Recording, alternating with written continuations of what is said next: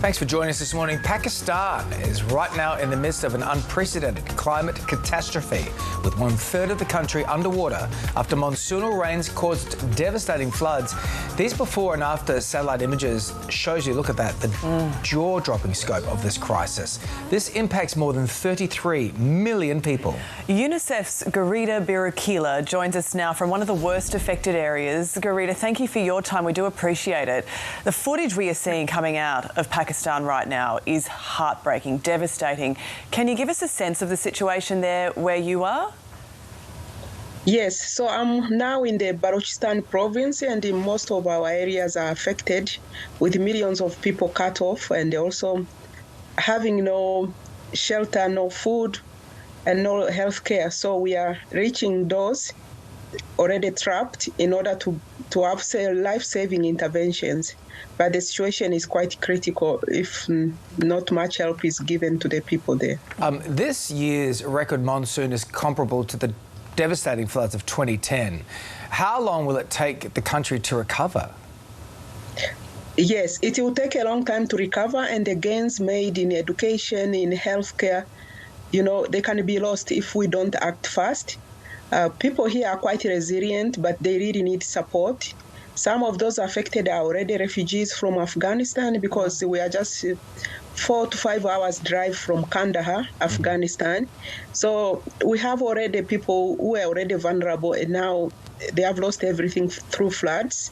They have taken away their accommodation, their possession, and we need to do really a lot to be able to save lives. We know UNICEF works very hard to support children, very young people in emergencies like this. What are your main focuses right now in supporting children? Yes, so currently we are doing whatever we can to save lives. For example, health. We have a lot of pregnant women who managed to escape, and most of those people were living in the plains, but they have hills, so they had to run on foot, leaving everything behind, and to be able to stay alive. So we are providing emergency health care, that is mobile health camps. We are providing water, because most of the waterways are damaged, so we have to provide water treatment, water tankering, and also we are providing education, because we cannot wait for school to be built. They have destroyed around 70% of the schools, 70% of the healthcare centers. So we need to be able to establish temporary learning spaces, temporary hospitals, and also provide necessary things like food and medicine. And also other agencies are able to provide, probably they are able to save lives through rescue efforts. But the scale and the number of people affected is huge. So it's quite difficult to do it with the small resources we have. But we are already there, and we need to go to do more. And we are expecting more rains in the coming few days.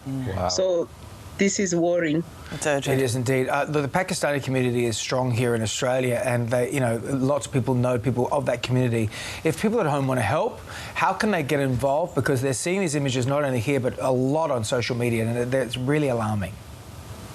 Yes, so UNICEF Australia is a very strong supporter. If they want to help, they can contribute through UNICEF Australia, and they will be able to get to us in a quick time. And the Australian government has already pledged to support, especially with the food. They I think pledged around $2 million. So if they are able to contribute for different charities that are working in this country, I think it will be great. And Australia is a strong supporter of Pakistan. There are many Australians who are Pakistanis as well. So I think this will be great if they can really do it quickly. Thank you.